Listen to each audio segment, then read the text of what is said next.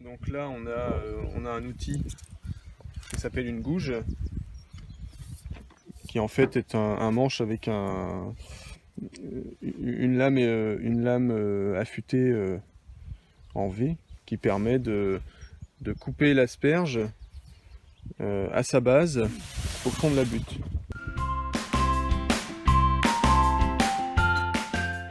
Donc ça c'est la laveuse, coupeuse et calibreuse. Donc elle a 3 fonctions. Elle recoupe les asperges au talon, elle les lave et elle me sort 3 calibres.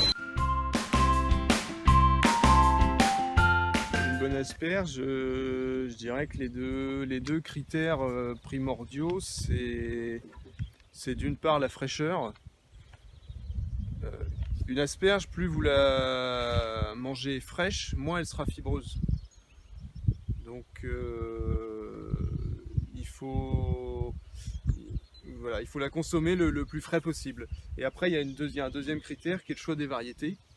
Vous avez des variétés plus ou moins fibreuses. Et donc moi, j'ai fait le choix de variétés non fibreuses. Ce qui fait que même si vous les mangez une semaine après la récolte, elles vont garder leur fondant et elles ne feront pas de fibres. Au quotidien, dans l'organisation de la récolte, il faut éviter que les asperges restent trop longtemps dans le champ au soleil, il faut les rentrer le plus vite possible.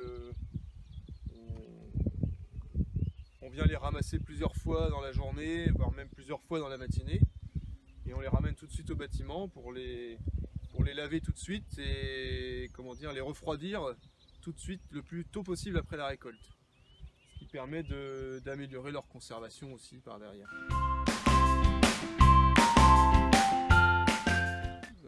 Par rapport à ce qui se fait par exemple dans les Landes ou dans la Loire où les asperges poussent dans des terrains très très sableux, je pense que dans du limon, on a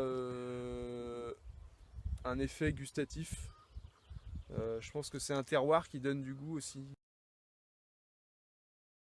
Fier de m'être lancé dans une production qui finalement n'existait pour ainsi dire pas dans la région, et puis de voir que ça fonctionne, on peut faire de l'asperge en Normandie, de la très bonne asperge.